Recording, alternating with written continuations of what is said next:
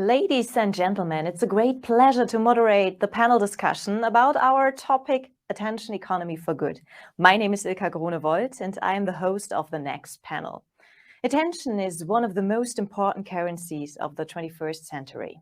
But in the age of social media and constant information consumption, it is fiercely embedded in the so-called attention economy. Aren't we all addicted to social media platforms? Is that necessarily bad for our psyche? Privacy while great for big tech? Or is there something good to the attention economy? I would like to discuss this today with the following panelists. Welcome, Nicole Formica-Schiller, CEO and founder, Permanico Health AG. Nicole Formica-Schiller stands for the new digital generation driving artificial intelligence, blockchain and disruptive technologies. Welcome. Hello, thanks for having me. And welcome Dr. Angelika Schmid, Senior Data Scientist at IBM. Since 2017, she has been working as a consultant for data science and artificial intelligence, and meanwhile advises medium and large companies on data-driven decision optimization for IBM Global Business Services. Welcome, Angelika. Yeah, thank you very much for having me on this panel. Oh, great. And Patrick Breyer, member of the European Parliament, a lawyer by profession. He is co-founder of the Pirate Party and was a member of the Pirate Party in the Schleswig-Holstein State Parliament from 2012 to 2017. Welcome, Patrick. Good morning. Hi, thanks for having me. Good morning. And Professor Gerd Gigerenzer. Professor Gerd Gigerenzer, one of the most renowned German psychologists. He is director of the Harding Center for Risk Competence at the Max Planck Institute for Human Development, Berlin, since 2020 at the University of Potsdam, Faculty of Health Sciences, Brandenburg, and founder and shareholder of Simply Rational, das Institut für Entscheidung. Welcome, Professor Gigerenzer, or Gerd. All right. Thank you for taking the time to be with us today. To begin with, I would like to ask a few personal questions on the topic of attention economy for good. First question to all of you, how does the attention economy personally and professionally influence your own life? Let's start with Angelika. Oh, I have to tell Angelika go first. So, well, privately, I say it affects everyone. Like we're all affected by the filtering effects of the attention economy. And I guess it affects me privately in the opinions that I form and the information that I receive and in the way that I communicate with others. And professionally, of course, I'm a data science consultant. So I'm a bit of the glue guy between the applications of data science and the tech research at IBM.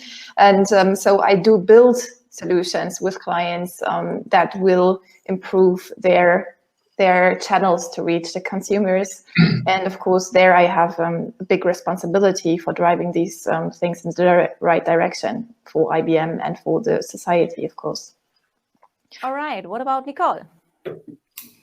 Well, I can very clearly say I have to admit that just until 30 seconds before this panel started, I just checked my social media to be up to date with everything. So I think that says enough. And of course, I'm in exchange with my followers on social media. And I have to say that it's really the best channel to exchange, to get views and to get perspectives. And also sometimes to have quite controversial discussions, which is very good. And professionally, I have to say that here at Permanico Health, we are one of the first global boutique advisory firms in the area of AI and blockchain at the intersection to life sciences and biotech. And of course, there you can see also the effect of social media, because we see a lot of topics like data or latest reports or so on, actually nowadays distributed and exchanged also via social media.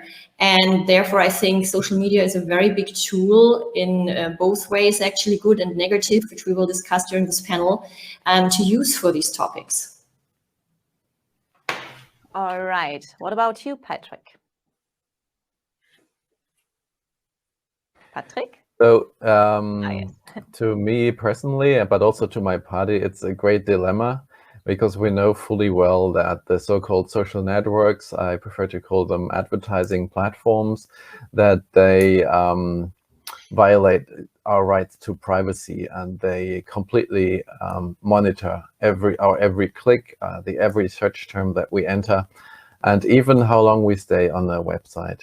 And so we don't like using them at all, but then we know we need to use them to reach out to people and engage the community. So it's a great dilemma that we try to solve by using proxy services, by using alternatives as well, apart from the major networks. But I always have a bad and eerie feeling when I need to log in. Okay, last but not least, Gerd. In my work, I try to find every day a few hours where I block everything, all disruptions. And otherwise, I could not do good scientific work. I couldn't write an article. I couldn't write a book. And for instance, some of my postdocs sit on their computer writing an article and have social media, email, everything running. And when I read the text, I can figure out when they were interrupted. I think that hurts. And we need to protect us against constant availability and constant disruption. Thank you. How would you define the attention economy? What are the benefits and what are its challenges? Maybe Patrick. I don't speak so much about attention economy as a term in itself. Both the phenomenon of spreading false information is not new. We've always had tabloids that simply spread rumors, fully knowing that they're not true. And also attention grabbing for selling advertisements is not really a new phenomenon. That's how the private television works as well, for example. So I tend to speak about surveillance capitalism, because that's the thing that distinguishes these new platforms.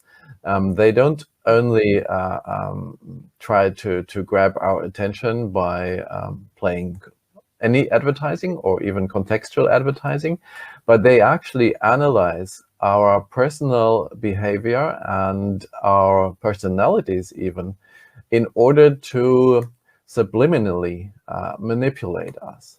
And that is what is really special, I think, to this age. Do you agree, Nicole? Well, in certain points, of course, I fully agree, and there are very valid points which Patrick mentioned. I mean, on the other hand, we also have to be really honest, and actually I would say brutally honest with ourselves. Nobody actually really forces us to be on social media. Full stop. But now I want to add, there is some kind of an indirect also forcing us to join. I mean, I will give you an example. Nowadays, I'm sometimes even always a bit shocked when I see that there's a tendency to actually categorize a person, for example, on the amount of followers that person has. And everybody tries to grab the attention, tries to increase the followers, tries to be on social media. So it's a bit of a kind of a vicious circle. And I think this is also the responsibility to a certain extent on us, on the citizens, to have like a proper understanding on how we want to use it. And there we also need to be honest that, I mean, we are here quite generation-wise, not too much of a widespread, but when I actually exchange also with teenagers, they have a completely different understanding and usage of, for example, social media. And there we really need kind of an education when it comes to these topics for responsible use of all these tools. Yeah, I think Patrick has a good point. And the surveillance capitalism also worries me lots. And it is one of the reasons why I'm not on Facebook. There is a Facebook community in my name, but I don't have the time. I don't want to have the time. But there would be a solution. So surveillance capitalism is geared by personalized advertisement, and the business model is pay with your data. If we would have strong governments that have both the insight and the bite to change these type of business models into the usual business model, pay with your money, then all these efforts to find out whether Patrick is depressive, or someone is pregnant or has some disease were no longer needed. That part of surveillance would be gone. So it's not the social media, it's the business model behind that.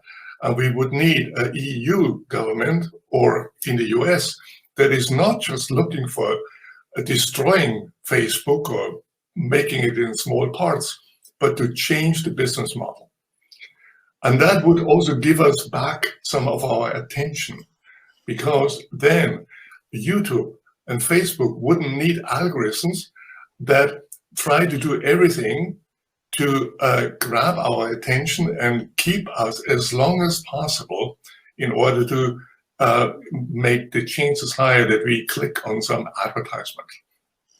So here is a solution, but the solution demands both a public that understands what's going on and also governments that understand and are willing to act against the lobby of the big tech companies. Thank you, Gerd. So if anybody has a question, please use the chat to ask your questions. I will ask the questions later. I will take a look at the chat later. Now I would like to start with an example. Do you know the Netflix documentary, The Social Dilemma? Do you know this? Yes, maybe. All right. So in this Netflix documentary, The Social Dilemma, algorithms are portrayed as good-like creators whose own purpose is to keep the user's attention.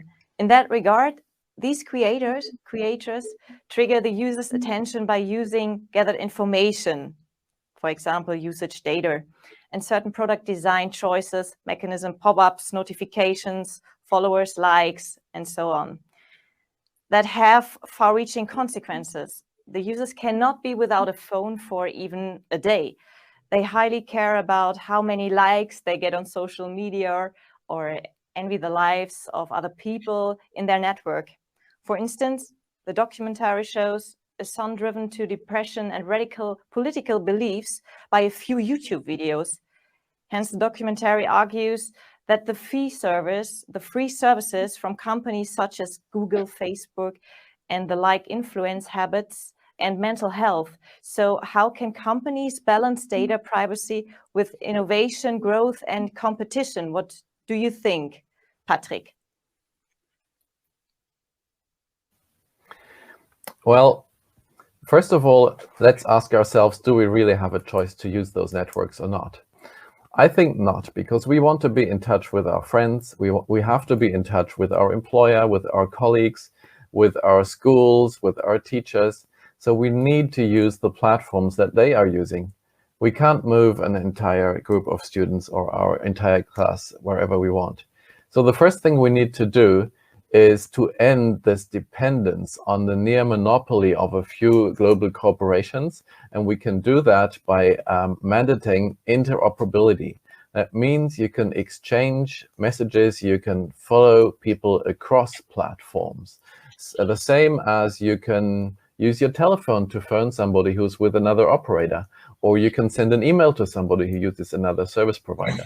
So we need this interoperability to give users a real choice. Second question is, what is the alternative to this surveillance capitalism, which we have discussed so well?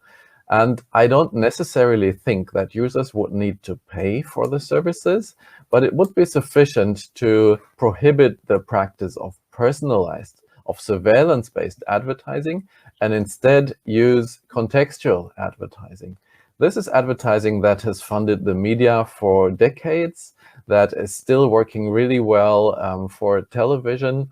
And in fact, even some internet providers, such as the Dutch public television, have found that when they switch to contextual, so using the context of an article to display relevant advertisements, they actually made more money because they don't lose so much to these advertising networks that are taking up to 70% of the revenues.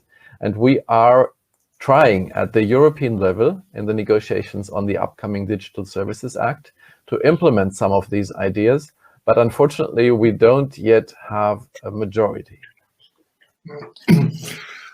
Patrick, I'm not sure whether that would be a model that Facebook and Google would accept. Because if you do non-personalized advertisement, you can't ask for so much money. And Zuckerberg wouldn't make 70 billions per year. And I have made a simple calculation. If we would be willing, so the question is, how much money would every user of Facebook and Instagram and WhatsApp and whatever they own have to pay to reimburse Zuckerberg for his 70 billion per year? The answer is €2 per month. That's all. And I think there is an alternative. And I don't think that €2 per month is something incredible that we might be willing to pay that. And Zuckerberg could be as rich as before. If we go in your model, I would fear that they would do everything to boycott that, because the reason why they earn so much money is personalized advertisement. And so I think one should really go deeper and stop the business model. I'm wondering about both solutions that you proposed, like whether they would solve a different problem, like not only the advertising that tries to get our attention, but also other interests, like political interests from the background. So if I make this a paying platform, Facebook, for example, would that solve the other issues for political parties trying to get their opinion into our heads? Or like, I'm not sure whether it would solve those problems. It would solve the other problems that you mentioned only partly because the algorithms are geared towards maximizing profits for advertisers, and that leads to lead users into directions of fake news, of negative news and other things. That would take care in part of that. But the other problems, that's not a solution for everything. I would actually like to add you something, because there were several interesting points just mentioned, which I quickly would like to touch. So number one, the monetization aspect, so that people should pay for using these social media. I mean, we always have to be aware that there are people out there, they actually so into these tools because they are for free, because they really can't afford, or they have they come from different social backgrounds where they would then reconsider, okay, can I be on that social media tool if I would have to pay? That is a big thing. And this is a big problem which we in general see with all these digital developments, that we don't want to divide in the society. So this between those who can afford it and those who can't. And this we really need to make aware. And I think another point coming with that is actually the whole data topic. You know, I'm a big, you know, I have always conversations around the topic that I actually am pro that people who spend their data on these tools, they should get money for that.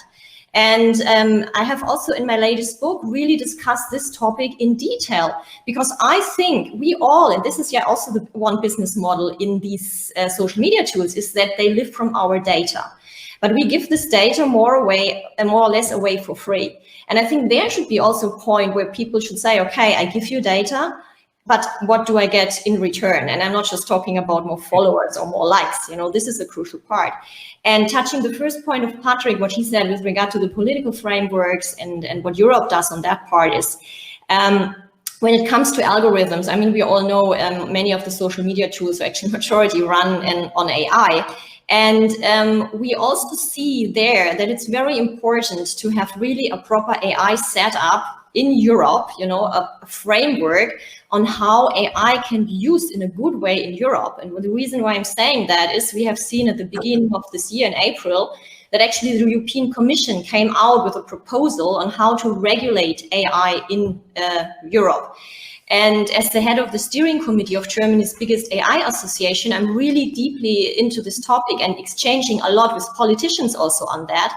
And here I can just say it's really, really crucial, if we want to have a proper framework also then for social media running on these algorithms and on AI, that we on the one hand have from a political perspective really an overview that we don't over-regulate AI in Europe in particular, because otherwise outside Europe will really take this as a huge advantage.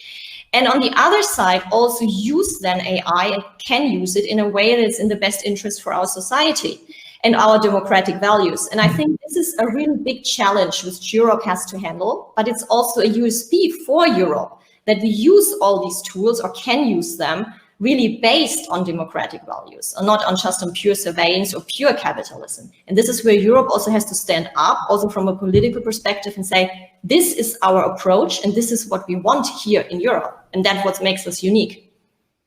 Great. Do you all agree with Nicole? No. Okay. Nicole and I, we know us, yeah, and we agree in many things, but here. So the first, the alternative that we get now paid for our data, that's one that has been long discussed. And it would not solve the downstream problems of attention being grabbed and the possible problems about making some people addicted.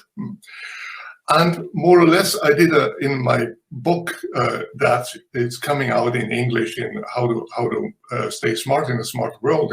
The German version is already out. I made a short calculation about how much would you get if you would be paid. So think about Facebook and all the services it has, and if we would reimburse Zuckerberg for half of his income, so what the profit made at the end, and the user would get about 1 cent per day. 1 cent per day. That makes you to the worst paid worker. I don't think that's an attractive alternative. I think in this case we need regulation, and it's not about AI. The regulation is about the people behind it, who are responsible. And given the business model, we just heard a whistleblower from Facebook, and Facebook denies it, but they have no chance also to exploit us, and the users, as long as they don't pay, are not the customers.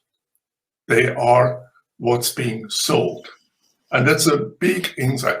And I do not agree with some of the other opinions here that would be too much money. I mean, €2.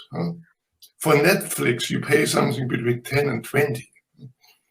And if your freedom is something worse for you, you should be willing to pay something for it. Guides and sky, that's the wrong way to go. I see two different streams that we're discussing now. Like, I agree with Gerd, actually, with Professor Gigerenzer on the aspect of paying. Like, we wouldn't receive a lot of money. And like, for example, I'm using the Google News app and I'm giving all this information. I'm like explicitly sitting there and saying, I want this, but I don't want this. Like, I'm saying, like, I want to give you all my data because I want to see only the relevant stuff for me. So that's not my point. Like, I would be able to pay. So we're having this, like, this remuneration, like, where do they get the money from, so that they are not so incentivized to keep our attention. But the other thing is that we're discussing also here is, like, how do we get control over the incentives? Like, how can we get into this? And Nicole was proposing political interference. Patrick was proposing that it would help to exchange data over several platforms. So the question that I would like to focus on is, like, how can we actually induce the companies to work better, to make more ethical choices in how they design their products? Is it maybe, like Patrick said, the exchange of data, so that we can, like, one platform can control the other one? Is it political interference, like Nicole proposed? That's well, if I may correct, I don't propose political interference. I say it has to be a dialogue with politics, or as the guy from Facebook just beforehand said, there has a proactive reaction from a political side and not just a reactive reaction to what is ongoing. Because then it's actually big tech, you know, like pushing politics and governments and institutions, making them run, you know, in front of them. So that is not in the best interest. But in general, an important point is, and this I just want to throw into the round here, I mean, I have a very controversial perspective when it comes to big tech. And also I want to emphasize, we just speak here the whole time about Google and Facebook. I mean, we have to be absolutely aware, big tech is not just the GAFAMs of this world, but we see the same from the BUTs, from the Asian side, you know. So there's exactly the same power play on that side, and this we should never forget. But what I want to emphasize here and bring to your attention is, I mean, as I said, with Permanico Health, we are at the intersection to life sciences and healthcare. And companies, institutions like Facebook, they run, and not just Facebook, okay, just to make this clear, they run certain projects in the benefit of health where they really have, and this is just a realistic given fact, the financial, monetary power, they have the staff and so on to run projects, to run these things. And there is a reason why they also try and also successfully manage to hire some of the most successful researchers, for example, for their teams in life sciences or in biotech and so on. So it is that they can provide to a certain extent infrastructure and tools which others, just frankly speaking, can't afford. But that is the point. And here is where we have to start. Here we have to say, okay, this has to be in a balance that is not in what we said, like surveillance capitalism, but in the best benefit of society, that society with their data and with all their preferences and non-preferences in information is not abused. And this is a very important point I think we all have to bear in mind when we talk about the topic. And this, again, comes also, not just only, but also into the responsibility of politicians when they set up frameworks. I agree on the last item. We are moving towards a digital age, and it is our responsibility to ensure that it aligns with our values and the society we want to be living in. Don't believe anyone who says a business model as it works is without alternatives, that it is a given, that we can't change it anyway, or that we need to compete with China and they place anything under surveillance anyway, so we can't do any differently. Don't believe that. We need to follow our values, and I'm sure that in the end, others will copy this example, just as it happened with the General Data Protection Regulation, which was also picked up by other countries worldwide. Now, I agree with Angelika that we're discussing two issues. The first is about surveillance, and the second is about the content that is being recommended to us by algorithms. So when it comes to the surveillance issue, I think Gerd and I agree that we need to legally ban the practice of surveillance-based advertising. What the companies then do, whether they ask the users to pay or whether they use contextual advertising, is up to them. I don't care, frankly. What I don't want is a practice of tracking walls, which is a practice used by some media companies. They say, either you have to agree to being subject to surveillance and manipulation, or you have to pay. And I won't accept that, because companies can fund their offers by other means of advertising without using personalization. And we can't have those who can't afford or don't want to afford to pay 1 or 2 euros a month be subjected to this means of manipulation. It's not only about individuals' choice, because it affects society as a whole. If it's possible, for example, before elections or referendums like the Brexit, to manipulate society into certain beliefs and voting behavior, this is not something that every individual can decide individually. It's something that threatens democracy as such. And that's why we can't leave it to individual decision, but we need a ban. When it comes to the issue of the algorithms that recommend the content to us, for example, our timelines or the YouTube videos, which might be interesting to us as well, then I agree that it's not sufficient only to ban personalization, because it would still be in the hands of the corporations that try to catch our attention and that sell us content which is very attention-grabbing and therefore often sensationalist or even false content, fake news. And therefore, what I propose and advocate for is interoperability also when it comes to these recommender algorithms. That means the users should have the right not only to switch them off, but also to use external algorithms instead. So I can, for example, to have my timeline sorted of my favorite social networks, I can use an algorithm that I choose that is, for example, paid by myself, that does not succumb to the necessity to gain my attention for as much as possible, but that I can configure, that I can maybe even program if it's an open source algorithm. So that would be really important, to place the content that's recommended to us and the criteria by that this is done, no longer in the hands of these corporations, but of the user themselves. Get the pirates back on the stage. Thank you. So how do we benefit from social media companies' focus on our attention? Nicole.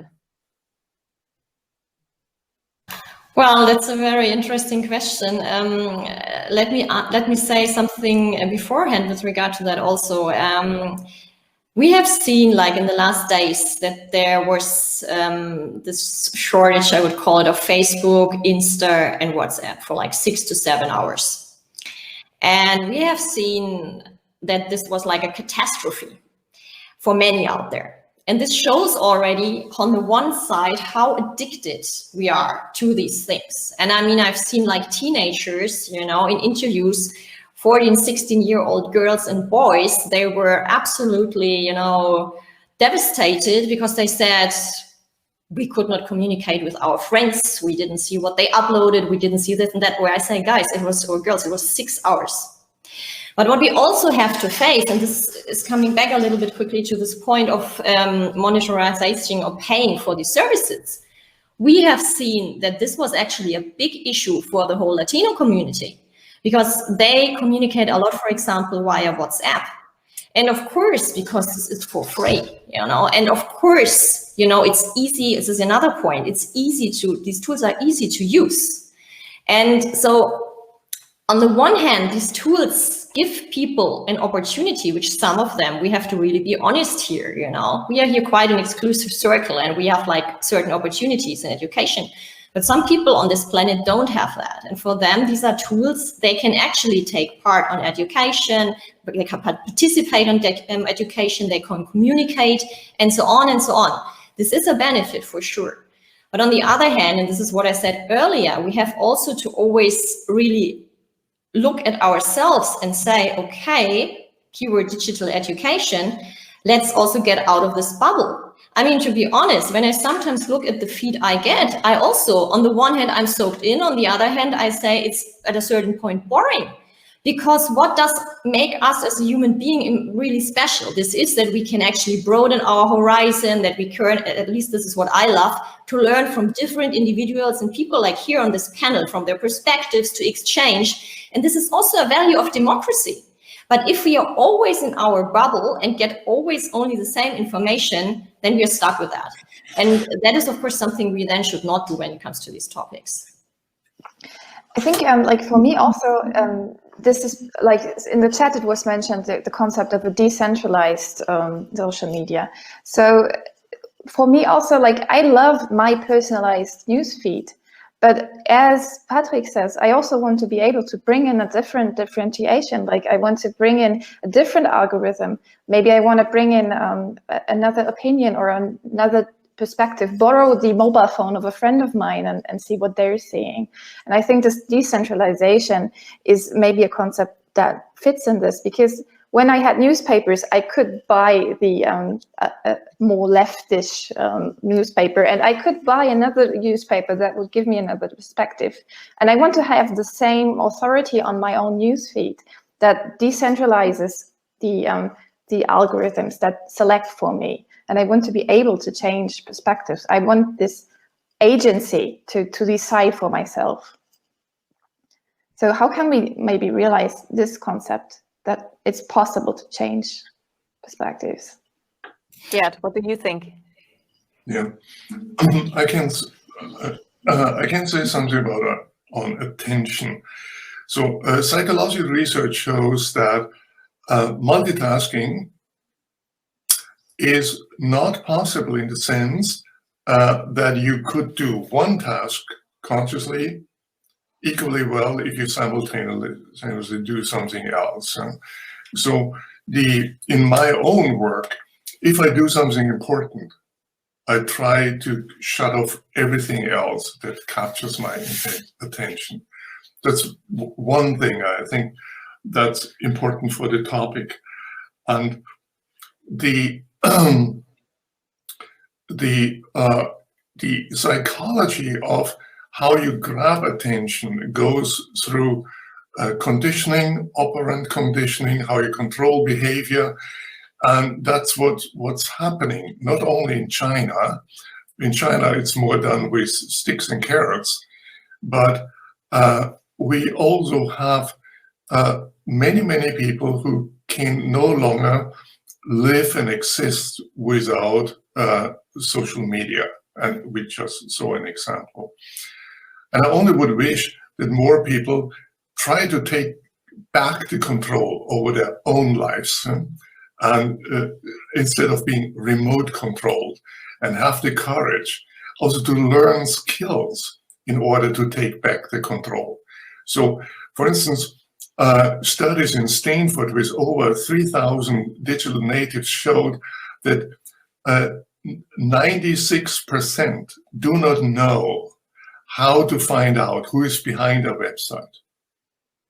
And most of them do not know to tell fake news from real news, and also do not know how that sponsored content is advertisement.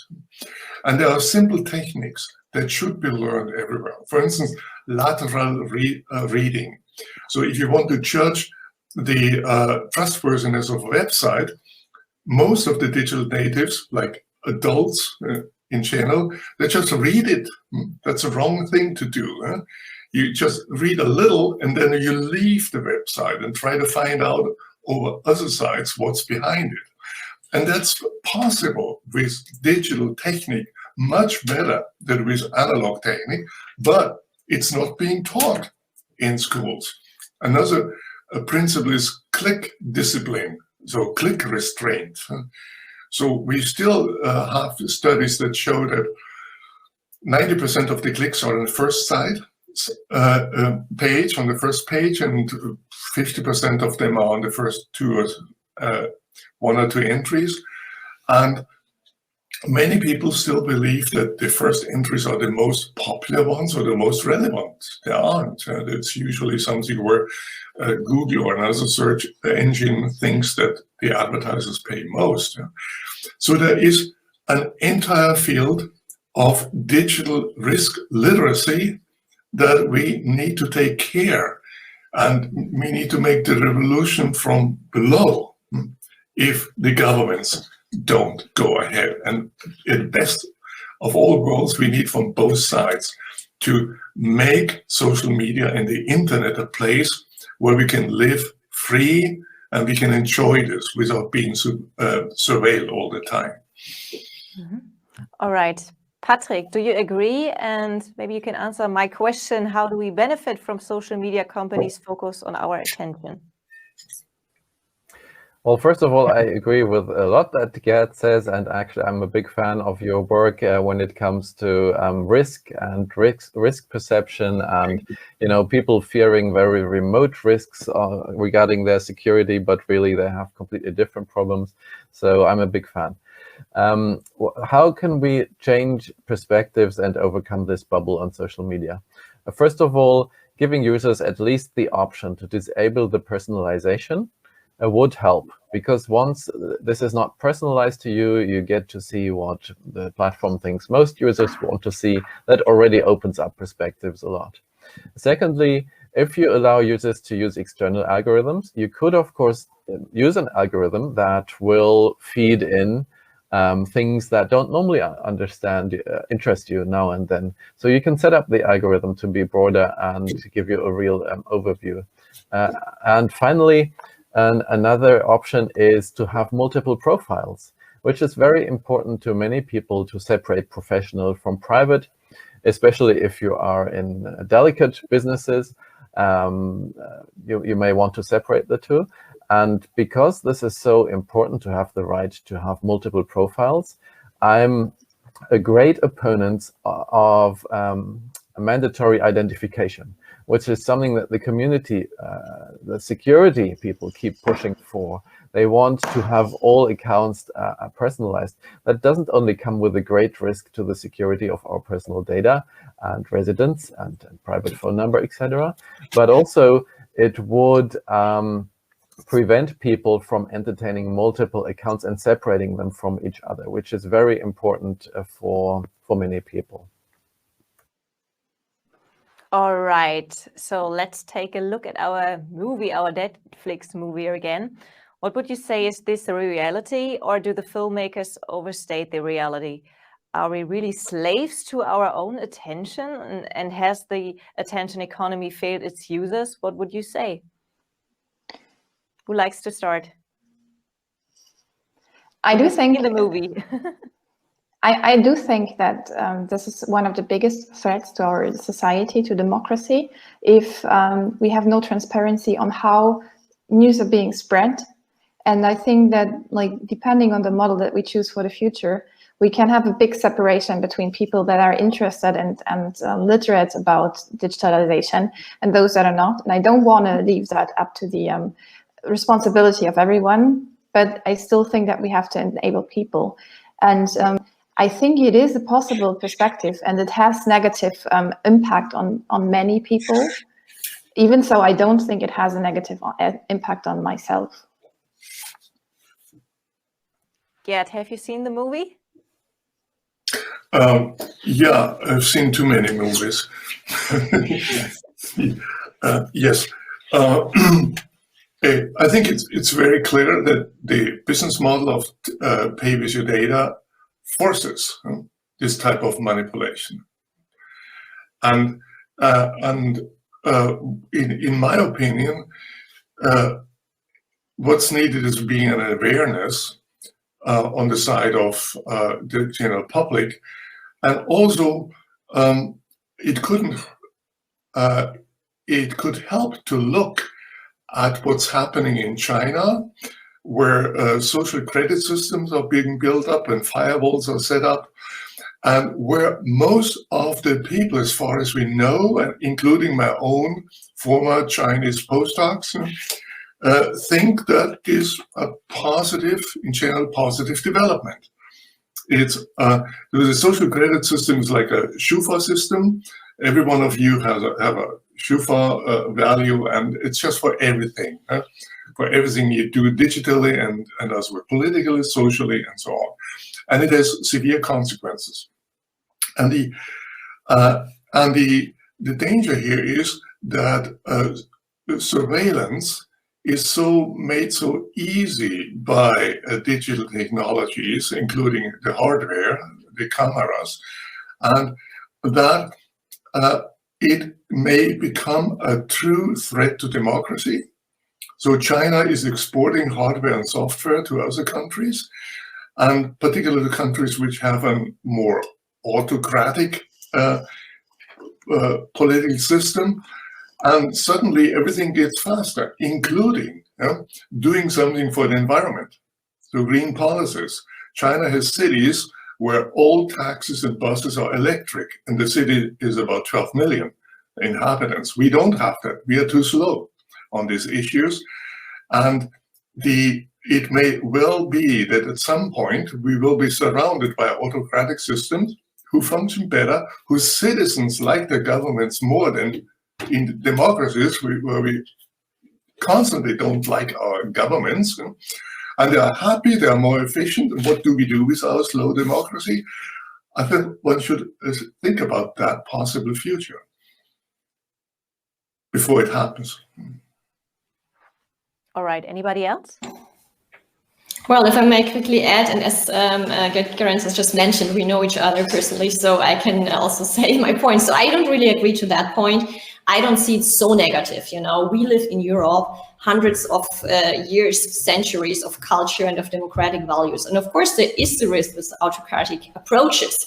But then one day we will be completely surrounded by them. I don't see that, because actually there, I have to say, I also have the trust in our society, in our people, and in also our politicians, that Europe as a whole together will not let it go to that really extreme point. But I also want to add that we don't need to go so far. We don't need to look to China for mass surveillance. And of course, the scoring system in China, we all know. I mean, I don't need to add points to that. It's absolutely right what Mr. Gigerenzer said with that point. But when it comes to topics like mass surveillance, I mean, we just need to stay on this continent and look outside of the European Union. There are recently approaches which I very closely look at and survey and see the developments and monitor, which we already here on this continent should also raise the hand and say, is this really the direction we want to go? And also in particular with digital tools we have. So we have also to do our homework here on this continent, in particular to keep up with the global competition from the US and from Asia. And there in particular, I don't just want to say China, because we see a lot of high-tech advanced countries in Southeast Asia in particular, which are really, really on a very competitive edge towards Europe. Yes, we just heard keynotes from Facebook, Google, and also from Microsoft. What can or should those companies do to mitigate these harmful effects? Well, you know, what we've heard from the Facebook whistleblower Hogan, I think hopefully has destroyed some illusions that the companies themselves would remedy the problems they have created. In fact, their business model is such that it is the actual reason for why we are encountering them. So I wouldn't count on them doing something voluntary, but my ambition would be for the EU to lead the way in a future of responsible and ethical digital services. And I would hope that this has effects globally also, then beyond the EU. Let me briefly mention the topic of China, which was discussed previously.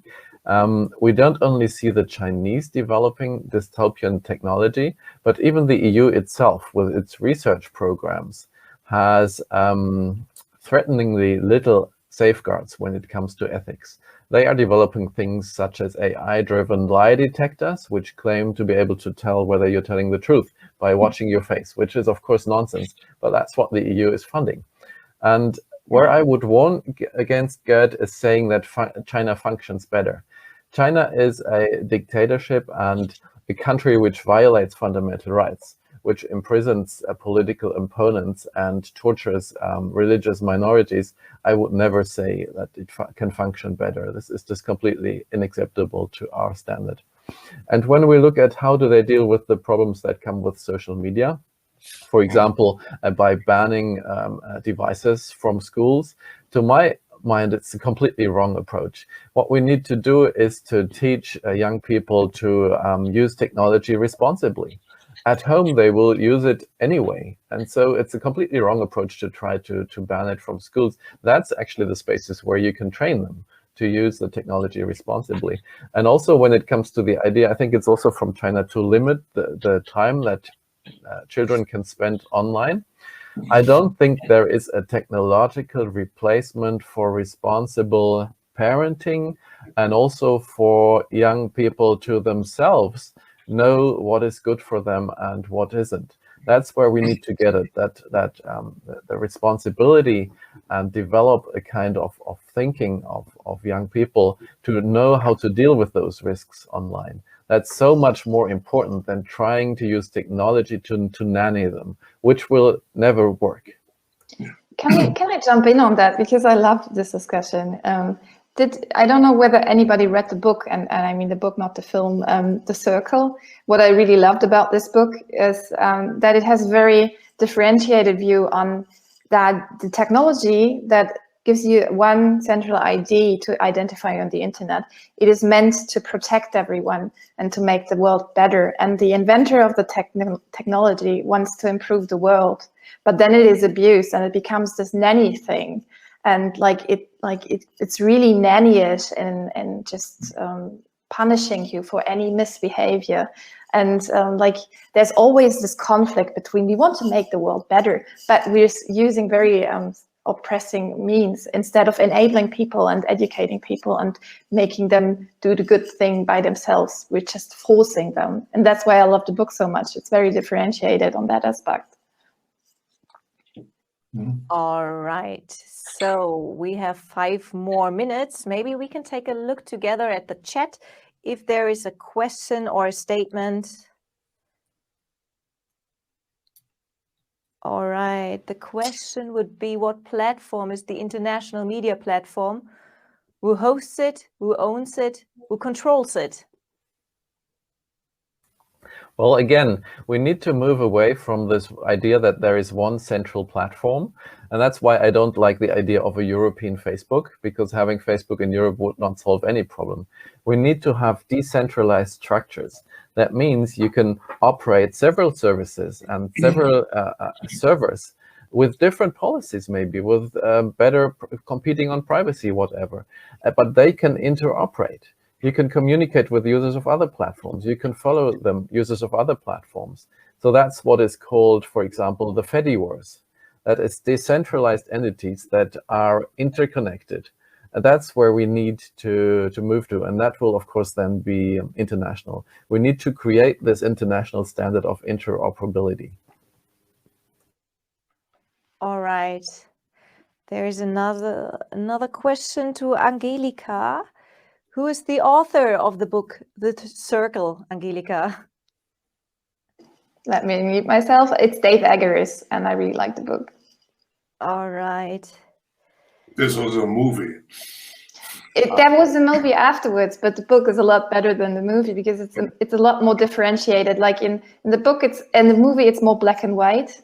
Yeah. In the movie, there's really these 3 different minds: the capitalist, the idealist, and the techie. And I love this trilogy of different perspectives on the same problem. There is a statement: digital education, financial education is the need of the hour, at Angelika and at Patrick. I suppose we both agree on that one. I agree. It's not happening. And I've been working for decades on changing education. We need digital literacy, we need health literacy, we need financial literacy. None of this is taught in schools. We have in Germany, we have programs that, what do? They try to provide money that schools can buy tablets, technology, but not make young people aware what's going on.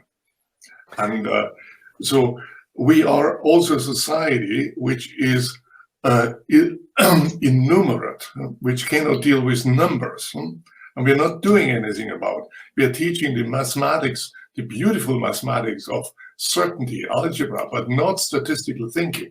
I can just go on. Yeah? We need a revolution. We need citizens that are aware, that are willing to take their lives in their own hands and informed, and not just pushed by others. And here is lots to be done, and the resistance is enormous from our governments, from worldwide. And this is why my own perspective have always been write books, encourage people. So from the basics down, to understand statistical information, to understand how they're being psychologically manipulated, and give them the courage to dare to know. All right. Thanks, Gerd. Thanks for your questions. And that brings us to the end of our panel discussion. You're welcome to make a closing statement on our headline, How the Attention Economy Influences Society. What do you wish for the future at this point? Angelika. I wish that we take the technical means that we have to bring this, to give an control over this development, how we shape the future, and that we have a good social discussion on how we want the future to look like. All right, Nicole.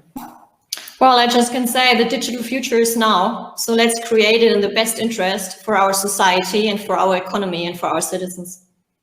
Patrick. I hope that we can take the power over our online lives out of the hands of these international corporations and place it in the hands of the people themselves and also our democratically elected institutions. All right, and Gerd? I'm full with Patrick on that. So if we want to make houses smart, cities smart, why not making people smart? All right. Great statement. Thank you so much. Then I would like to say thank you to everyone and also to my panelists. And here we go now with a 1 hour break. Take the opportunity to get to know each other simply via the networking tab, which you will find on the left-hand side. We will continue with the program at 1 p.m. Have fun. Bye. Bye-bye. Thank you so much for having us.